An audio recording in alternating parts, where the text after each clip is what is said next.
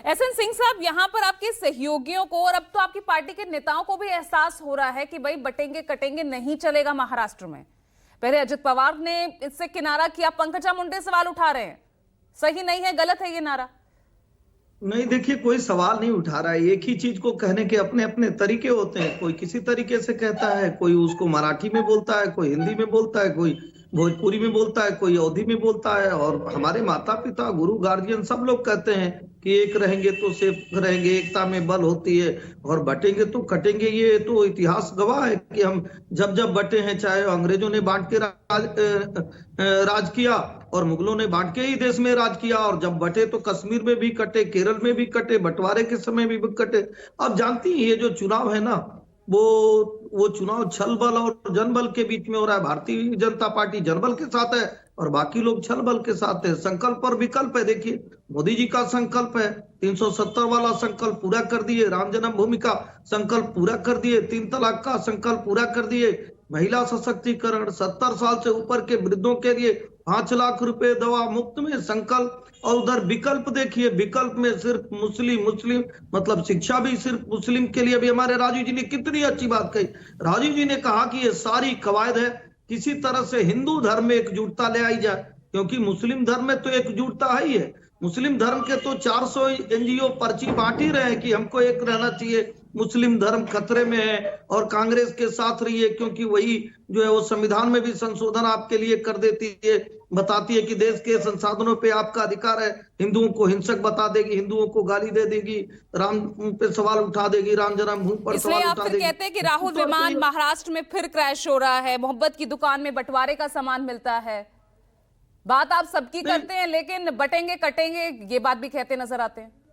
नहीं, मोहब्बत का सामान कैसा कैसा मिलता है आप तो देखे होंगे ना। कांग्रेस के लोगों का देखे होंगे कि वो अभी एक वीडियो वायरल हुआ था, कांग्रेस के उत्तर प्रदेश के जिला अध्यक्ष का एक महिला के साथ क्या भद्रता कर रहे थे। तो मुझे नहीं लग रहा कि कैसा कैसा सामान मिल रहा है, मुझे चर्चा करनी चाहिए। और 2 सामान तो सब लोग देख रहे हैं कि हिमाचल में सामान देख रहे हैं और एक कर्नाटक में सामान देख रहे हैं। कर्नाटक में जो अल्पसंख्यकों को पैसा दिया जा रहा है 11,000-13,000 करोड़ रुपया, वो तो दलितों के उत्थान के लिए गया था ना, वो तो ओबीसी के विकास के लिए गया था, उसको भी मुसलमानों को दे दीजिए। इसीलिए मैं कह रहा हूं, ये संकल्प और विकल्प का चुनाव। एक तरफ मोदी जी का संकल्प है, दूसरी तरफ बार बार का विकल्प है कि भाई शिक्षा भी दे दीजिए मुसलमानों को, आरक्षण भी दे दीजिए मुसलमानों को, विकास भी कर दीजिए मुसलमानों का, और कोई विकल्प भी तलाश लीजिए मुसलमानों का।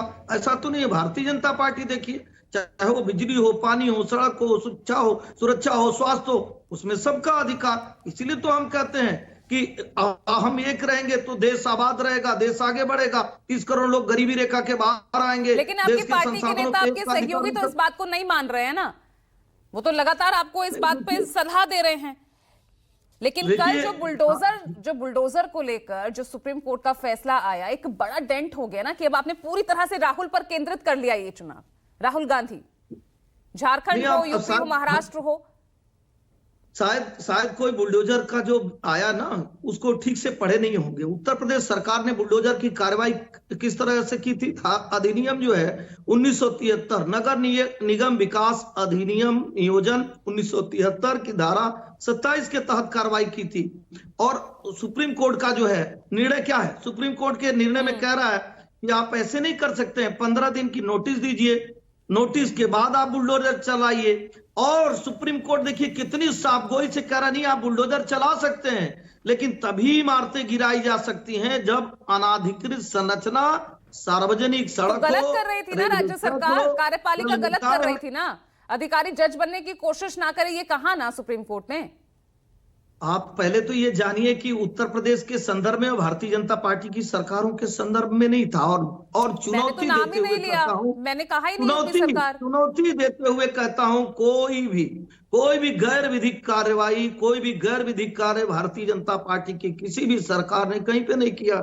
हाँ, राजस्थान की सरकार में हो सकता है कि जब कांग्रेस की सरकार रही 2-2 जगह बुलडोजर की कार्रवाई पंजाब में हुई, झारखंड में हुई, कर्नाटक में हुई, क्यों भूल जाते हैं। भारतीय जनता पार्टी गलत कार्रवाई नहीं करती। और सुप्रीम कोर्ट ने कल भी कहा कि आपको 15 दिन का न्यायिक नोटिस देना होगा, डिजिटल सिग्नेचर चाहिए कि आप अनावश्यक तो नहीं कर रहे हैं। कभी ये नहीं कहा कि उत्तर प्रदेश की सरकार ने गलत किया, उत्तर प्रदेश सरकार को नोटिस दे दीजिए। नहीं, ऐसा होता ही नहीं। कोई भी सरकार, लेकिन जो सरकारी कार्यपालिका जमीन तो पर न्यायपालिका बनने की कोशिश कर रहे थे ना, कल इसी को इसी संदर्भ में कहा ना सुप्रीम कोर्ट ने, नहीं, कार्यपालिका न्यायपालिका बनने की कोशिश ना करे, अधिकारी जज बनने की कोशिश ना करें। उसमें दो चीजें पढ़िए, उसमें दो चीजें पढ़िए।